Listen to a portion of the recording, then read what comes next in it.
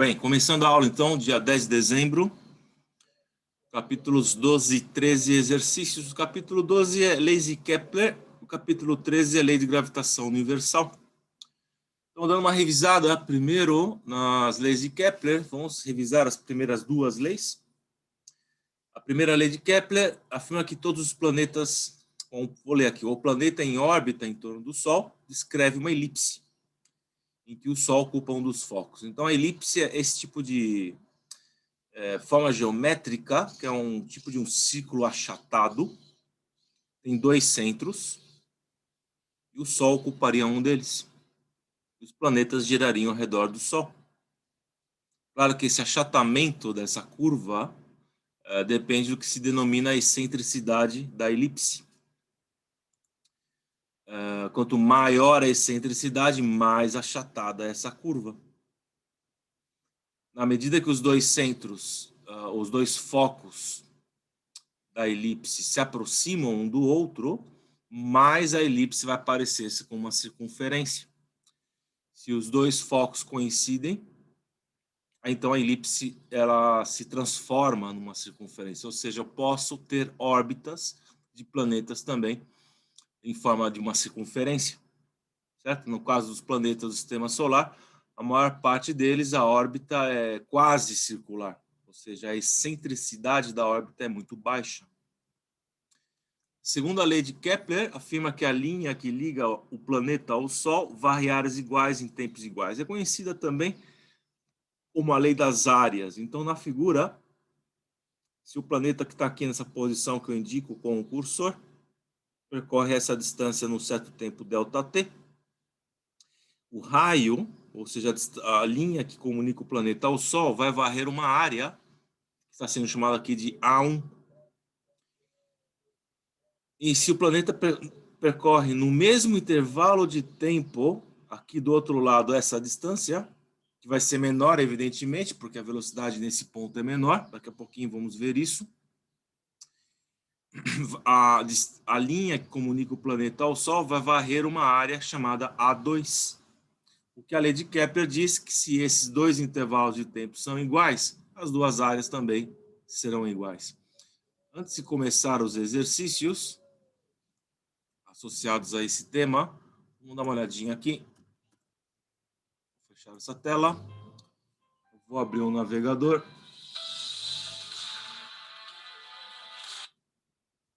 Só um minuto. Compartilhando. Aqui está bem.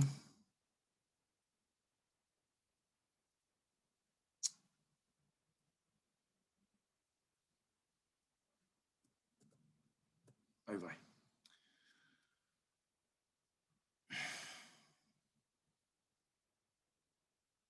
Bom, aqui eu tenho uma elipse. Vejam.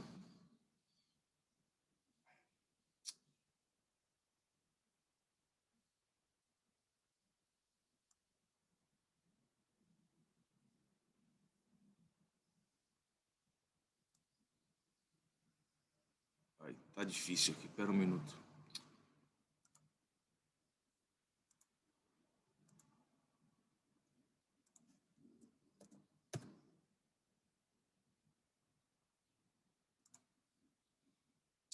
Vou pegar aqui os focos. Aqui a elipse tem dois focos, certo? Se eu faço a distância entre os dois focos diminuir, veja que a curva vai se transformando numa circunferência. E vice-versa, se eu aumento a distância entre os dois focos, você vê que o Sol sempre vai ocupar a posição de um dos focos. Estou com problema nesse programa, hein? Desculpem. Está fechando sozinho. Bem. Se eu vou aumentando a distância entre os dois focos, você vê que a curva vai ficando mais como que achatada e mais com cara de elipse, certo? Aqui é interessante ver, vou pôr uma animação. Bom, antes de começar, aqui tem o semi-eixo maior, vamos pegar o centro, aqui seria o centro da elipse, certo? A distância desse centro até essa parte mais próxima da curva é chamado semi-eixo menor, e a distância do centro da elipse até a parte mais afastada da curva seria o semi-eixo maior. O que se denomina excentricidade é a razão do semi-eixo menor pelo semi-eixo maior. Assim de simples. Vou tirar isso aqui, vou tirar o centro, vamos tirar o outro foco. E observe agora, suponha que esse planeta está em órbita ao redor do Sol. Vejam a velocidade como que se comporta.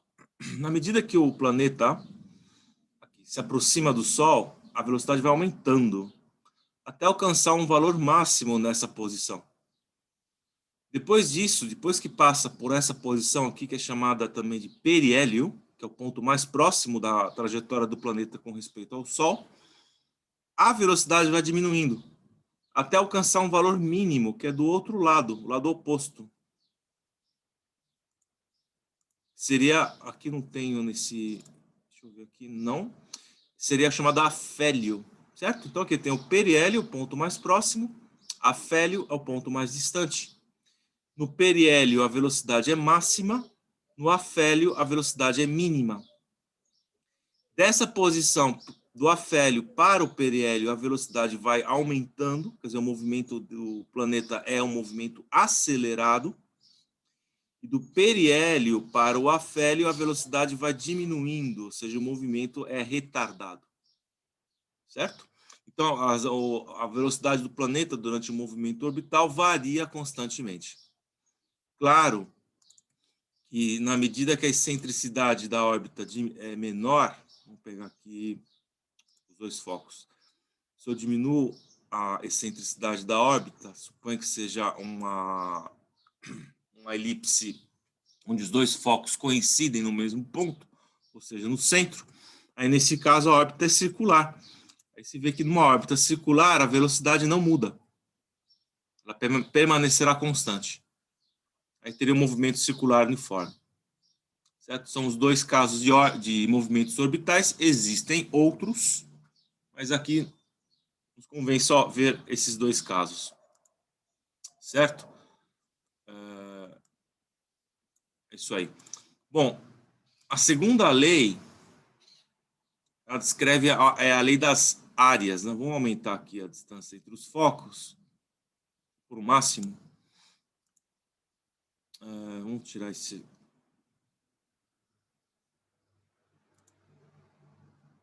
Vamos tirar isso aqui. Beleza. Bom, o planeta, vamos supor, aqui, ó, aqui está uma área, outra área. Nesses dois casos, se eu parar o movimento, eu tenho que essa área aqui, essas duas marcações foram feitas em iguais intervalos de tempo. É claro que essa segunda marcação, essa distância aqui do arco da trajetória da órbita, é menor, porque a velocidade do planeta é menor. Mas, em compensação, a distância dele até o planeta, ou Sol, que está aqui no centro, é bem maior. Certo? Então, isso faz com que compense essa área aqui. Nesse segundo caso, essa distância aqui do arco da órbita foi percorrido no mesmo intervalo de tempo que o primeiro caso. Só que aqui a velocidade orbital é muito maior. Então, por isso, ele percorre um arco bem maior também. Mas a distância do planeta nessa posição ao Sol é bem menor. Então, a área, apesar de ser formas geométricas bem distintas, se esses intervalos de tempo são iguais, as áreas também serão iguais. Certo? Pode apagar aqui, pode fazer assim.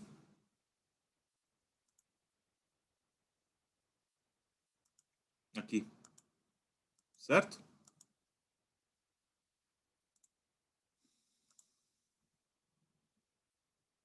Fazer assim. Aqui. Você pode ver com mais claridade, não? Você vê que na medida que o planeta se afasta do Sol, as áreas vão ficando mais estreitas, não? Mas a distância ao Sol vai aumentando. Na medida que ele vai se aproximando novamente, as áreas vão ficando mais largas ou mais gordinhas, não sei como que eu digo, e a distância ao Sol vai diminuindo.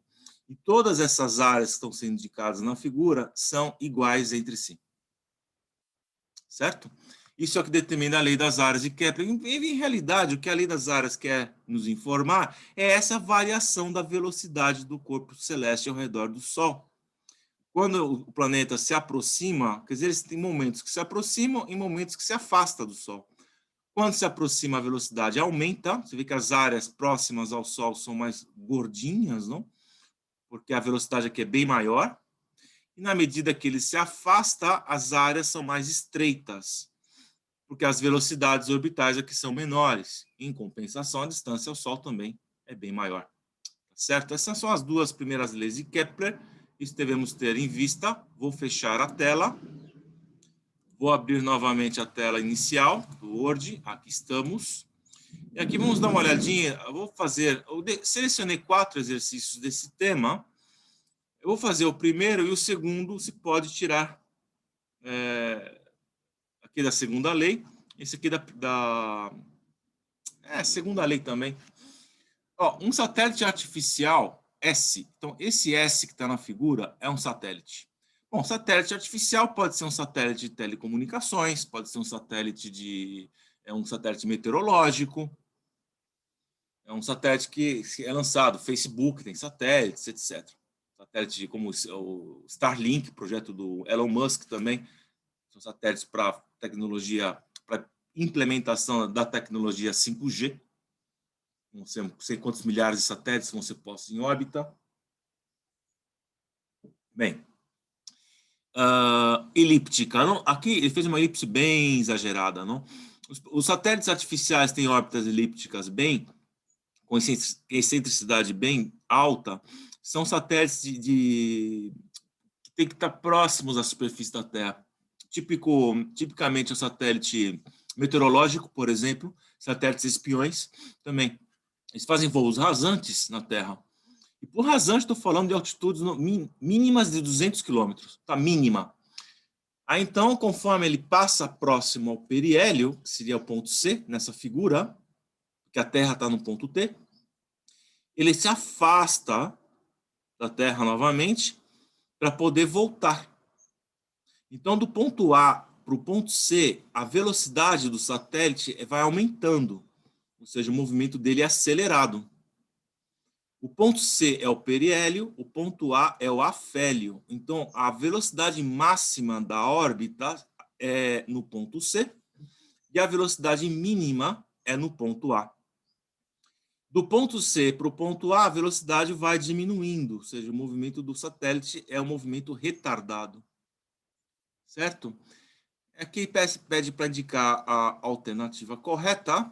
Vamos ver a velocidade do satélite é sempre constante. Vimos que esse caso acontece quando a excentricidade da órbita é zero, ou seja, quando os dois focos coincidem no mesmo ponto, no centro. Bom, nesse caso, pela figura, eu estou vendo que não é o caso. A órbita é bem elíptica, então não pode ser constante a velocidade. A velocidade do satélite cresce à medida que o satélite caminha ao longo da curva ABC. Vamos ver, ABC. A velocidade crescer do A é o afélio, C é o periélio, de A para B, de B para C, a velocidade estará aumentando, o movimento é acelerado. É isso que está sendo dito na alternativa B. Então, correto que seria a alternativa B. Vamos dar uma olhadinha nas demais. A C diz que a velocidade do ponto B é máxima. Bom, no ponto B não é máxima, seria mais bem uma velocidade intermediária entre o máximo e o mínimo. Não? Como mencionei, o máximo é no ponto C e mínimo é no ponto A. A velocidade do ponto D é mínima. Bom, no caso da velocidade no ponto D e no ponto B, pela simetria da figura, serão velocidades iguais. E a velocidade tangencial do satélite é sempre nula. A velocidade tangencial é aquela velocidade com que o satélite está se movendo ao redor da Terra. Se é nula, o satélite estaria parado. E se ele está parado, ele cai em direção à Terra, tá certo? Então não pode ser nula. Todo movimento orbital tem uma velocidade tangencial, gente, diferente de zero. Todos, tá? E é claro que essa velocidade ela é medida em função ou com referência ao planeta que gera o campo gravitacional, tá certo? O exercício 2 é uma repetição do primeiro, está analisando as velocidades também. Eu deixo com que vocês façam. A análise é igual, o raciocínio é o mesmo.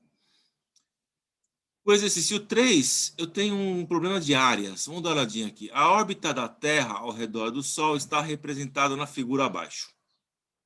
Então, aqui tem o Sol. Então, ele marcou uma posição A, B, C, D e E. Certo?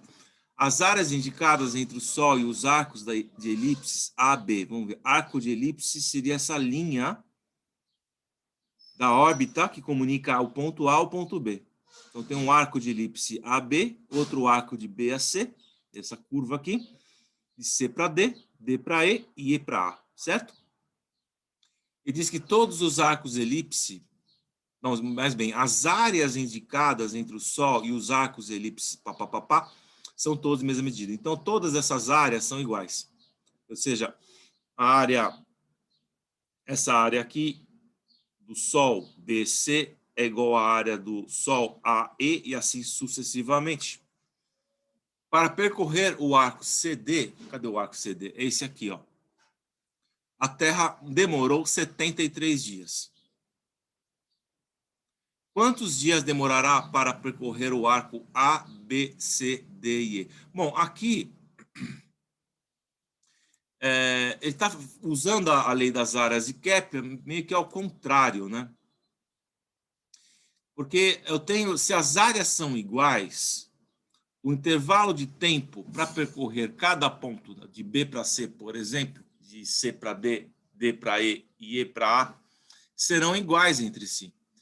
Então, se C para D demora 73 dias, então ele está perguntando A, B, C, D, quantas áreas ele percorre? Ele percorre de A para B, percorre uma área, B para C, percorre a segunda, C para D, a terceira. Então, de A, B, BC, CD, ele percorre 3 áreas. Se uma única área, C para D, é 73 dias, 3 áreas seria quanto?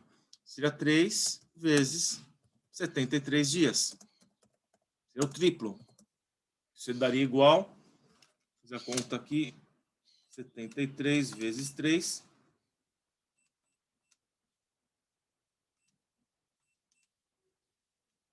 219 dias. Certo? A, B, B, C, C, D. Tudo bem? Bom, normalmente perguntaria se tem alguma dúvida aqui, né? O quarto problema que eu tenho, um planeta descreve... Aqui é a mesma coisa que o anterior, só que ele está dando uma relação de proporcionalidade entre as duas, não?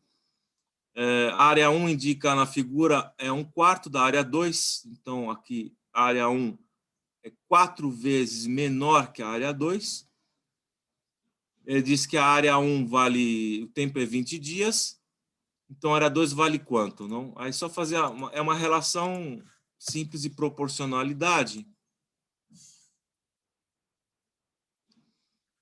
Tem que a área 1, vamos chamar, vamos fazer assim.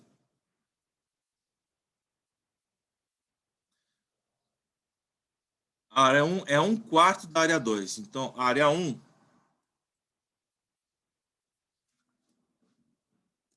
chamar de A1, é 1/4 da área 2, significa dizer que eu tenho que multiplicar a área 1 por 4 para chegar no valor da área 2, certo? Área 2. Bom, aqui então, se a área 1 vale 20 dias, que é APB, certo? A área 2 vai valer quanto? Vai valer 4 vezes 20 dias, certo? Vai dar área 2.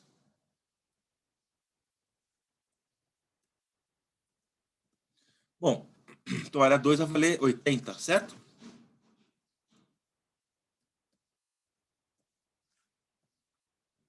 pôr aqui 80 dias. Bom, agora ele quer saber quantos dias tem o ano desse planeta. Um ano é um intervalo de tempo que se refere a uma volta completa. Quer dizer, um ano nesse planeta seria a área 1 mais a área 2. Certo? Eu teria aqui um ano desse planeta seria igual. Vamos fazer assim. Área 1 mais área 2. Certo? Bom, então aqui eu tenho que um ano seria a área 1, que vale 20 dias, mais a área 2, que é 80. Isso vai me dar 100 dias. Ah, mas existem planetas que giram ao redor de sua estrela em 100 dias? Olha, Mercúrio, se não me falha a memória, são 88 dias. Que demora para dar uma volta completa ao redor do Sol. Quer dizer, quase como 3 meses, não? Um pouco menos do que esse problema sugere. Certo? Bom, aqui lei de gravitação universal, como eu expliquei. Bom, isso aqui é lei de Kepler, você vê que são simples. Os problemas, eu peguei aqui um de vestibular. Normalmente, se cai de vestibular, esses problemas tendem a não ser complicados. Ainda que esse, dependendo do enunciado, podem variar bastante, não? Ao nível de elaboração do problema. Mas normalmente não, assim, que são coisas mais imediatas. Bom, a lei de gravitação universal basicamente é uma lei que estabelece que em todo corpo físico portador de massa possui uma interação direta com o campo gravitacional. Então, nesse caso, eu tenho dois corpos representados pelas massas M1 e M2. O que a lei de gravitação afirma que, dado que eles possuem massa, eles vão ter uma força de atração mútua um com o outro. Então, F1, essas duas forças são iguais, tem o mesmo módulo, certo? Mesma direção, porque as duas estarão na linha que comunica os centros dos dois corpos, e sentidos opostos, certo? E o valor dela é dado por uma constante de gravitação universal, que eu coloquei aqui embaixo, que é essa letra G que está aqui. O produto das massas e é inversamente proporcional ao quadrado da distância que separa os dois, que nessa figura está representada pela letra R. Isso aí quem estabelece foi Isaac Newton, tá? A constante de gravitação universal foi calculada depois por um senhor chamado Cavendish. Foi um experimento bem elaborado.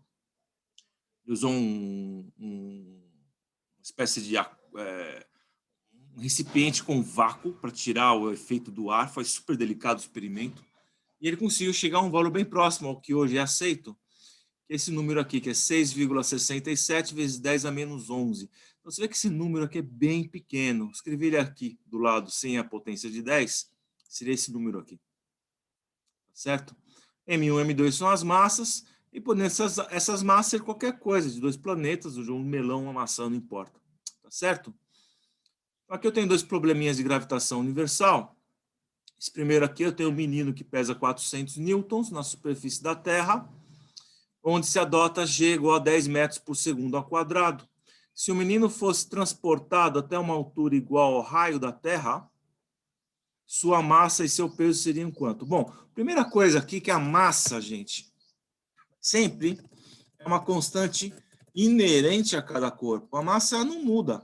Então, se vocês estão na Terra e tem uma massa corporal, sei lá, 50 quilos, se vocês forem para a Lua, vão ter 50 quilos. A massa não muda. Tem que entender assim, a massa é quantidade de matéria, tá certo? O que vai mudar é o peso, não? Isso muda. Agora, o que ele está dizendo aqui, então, o menino tem 400 newtons, não? Bom, se ele tem 400 newtons, qual que é a massa dele? O peso é igual a massa vezes a gravidade, certo? Então, a gravidade aqui está dizendo para considerar igual a 10. Então, a gente tem que o peso é 400, então vai ser 400 é igual a 10 vezes, vamos pôr aqui, massa vezes 10, tá certo? Então, a massa desse rapaz será de 40 quilos. Aí, escapou, 40 quilos. tá certo?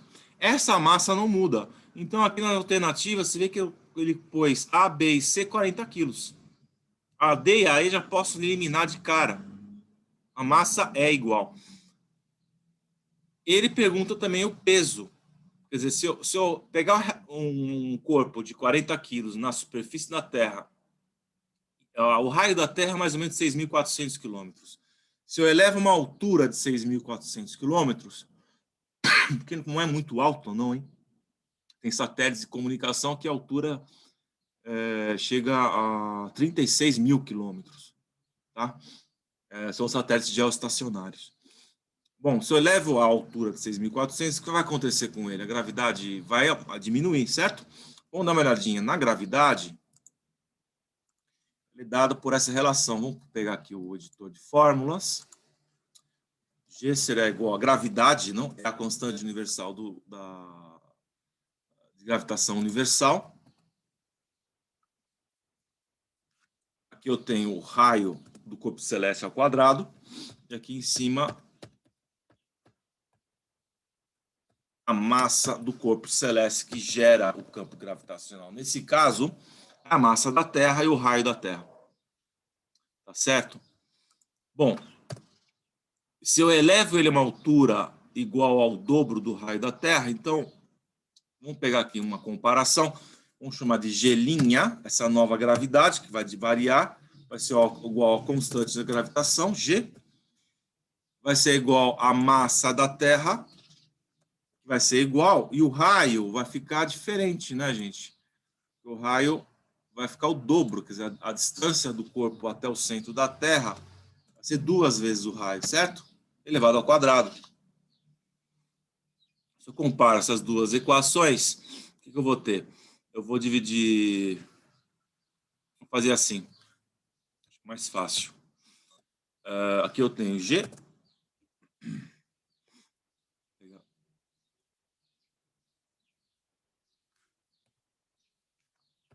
Ferramentas de equação, só um minuto, estou aqui, bem, legal. Aqui eu vou ter a massa da Terra, e aqui embaixo eu vou ter esse 2r ao quadrado, vai ficar um 4r ao quadrado, certo? Bom, aqui a gente pode escrever isso aqui de outra forma. Vamos fazer aqui embaixo.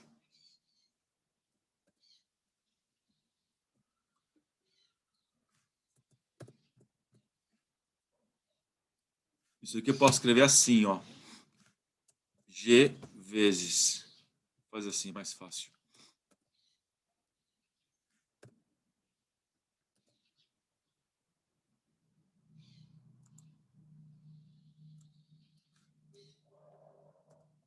Um quarto, certo? Posso separar dessa forma.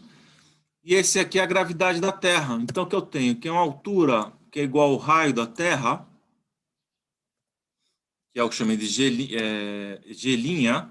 é igual a gravidade na Terra vezes dividido por 4. Vou fazer assim.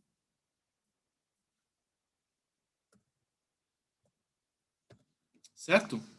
É claro, não, olhando para essa expressão, isso fica claro. À medida que a distância do corpo,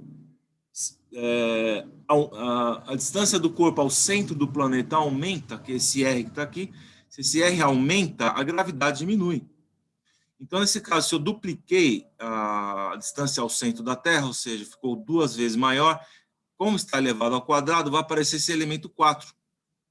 Então, a gravidade a uma distância igual ao raio da Terra vai diminuir 4 vezes. Então, se a gravidade na superfície da Terra vale 10, a uma distância igual ao raio da Terra da superfície, se aqui um 10 dividido por 4, certo? Isso aqui dá um 10 quartos, que é 5 meios, é um 2,5, certo? Metros por segundo ao quadrado.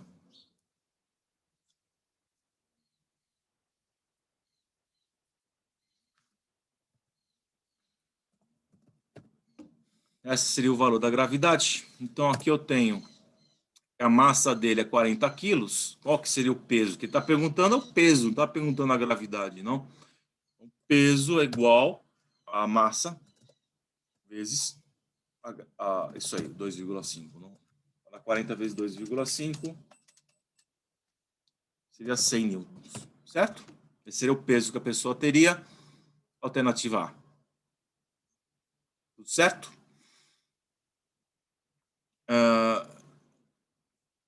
Bem, esse quarto exercício, que seria o último da aula, vou usar esse simulador por um momento. Vou fechar essa tela. Vamos abrir o navegador. Navegador aberto. Vamos por aqui e aqui.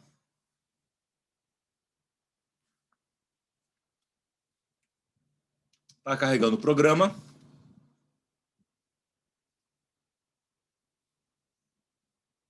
Carregado, vamos lá.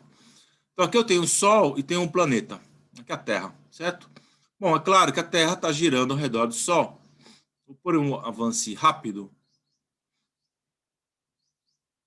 Certo? Agora, se a gente, quais são as forças que atuam no corpo? Aqui as forças é da gravidade. Então, se vê que a gravidade sempre vai estar atuando dessa forma, não? Na direção radial, que se diz, que é a direção do raio da trajetória. Vamos colocar aqui a trajetória dele. Tá aqui, certo? Para poder evidenciar isso melhor. Então, a gravidade está sempre dessa forma, não? Um planeta, quer dizer, a Terra puxa o Sol na sua direção e o Sol puxa a Terra na direção dela. Por que o Sol não se move? Porque a massa do Sol é muito maior do que a massa da Terra. Tá? E vou tirar aqui um pouco a força da gravidade. Aqui eu tenho a velocidade do planeta, que é a chamada velocidade tangencial. Certo? Você vê que no caso da Terra, a velocidade quase não muda, porque a excentricidade da órbita é muito baixa. Certo? Vamos colocar os dois então juntos. Aqui tem então a gravidade, certo? Que é essa linha, esse vetor azul. E eu tenho a velocidade tangencial, que é essa linha laranja que está aqui. Certo? Você vê que a velocidade e a força gravitacional sempre formam um ângulo de 90 graus. Por quê? Porque a força da gravidade ela é radial, está na direção do raio, e a velocidade é tangencial, está na direção da tangente. E a tangente e um raio sempre formam um ângulo de 90 graus. O que significa dizer que a força da gravidade não interfere com a velocidade. Não é capaz nem de fazê-la aumentar, nem diminuir. Tá? Tá certo? Então era isso que eu queria mostrar. Vamos voltar aqui para o exercício. E já estamos terminando a aula. Aqui. Então aqui eu tenho o desenho. A seguir representa a trajetória circular de um satélite que gira no sentido indicado ao redor do planeta. Então aqui tem um satélite. Gira no sentido indicado. Não sei qual que é o sentido que ele está querendo dizer. Imagino que seja das letras. Não? A, B, C, D seria sentido anti-horário. Então, represente nos pontos B, C e D os vetores de velocidade e aceleração. É isso que acabamos de ver no simulador. Tá? A aceleração aponta no sentido da força gravitacional, certo? Então, a aceleração seria sempre radial, apontando para o centro do planeta. E a velocidade é sempre tangencial. Tá certo? E a segundo item, tal qual vimos no simulador agora. Se a velocidade linear do satélite é 10 km por segundo, ou seja, 10 mil metros por segundo, e a distância do satélite ao centro do planeta é 5 vezes 10 a sexta, dá 5.000 quilômetros aqui. Qual é a aceleração centrípeta? Bom, gente, a aceleração centrípeta já vimos em algum momento. Ela é dada, deixa eu abrir o editor de equações aqui, aceleração centrípeta. Normalmente se apresenta a aceleração centrípeta com A subíndice CP. É sempre a razão entre o quadrado da velocidade e o raio, certo? Essa é a aceleração centrípeta. Então, nesse caso, ele está dizendo aqui os dois valores, né? Ou seja, a velocidade é 10 a quarta, então vamos colocar aqui, entre parênteses, para não me atrapalhar, certo? Aqui, 10 a quarta, elevado ao quadrado, e o raio é 10 a sexta, certo? 5 vezes 10 a sexta. Por aqui, 5 vezes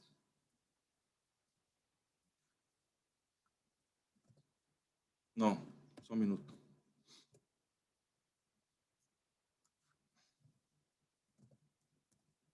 Certo? Então tem essa razão aqui. E daqui sai a aceleração centrípeta. Aqui eu multiplico os expoentes, vai dar um 10 oitava. Vou terminar aqui. Dá um 10 oitava dividido por 10 a sexta, dá um 10 ao quadrado. Em cima é um 100. 100 dividido por 5, 20 metros por segundo ao quadrado.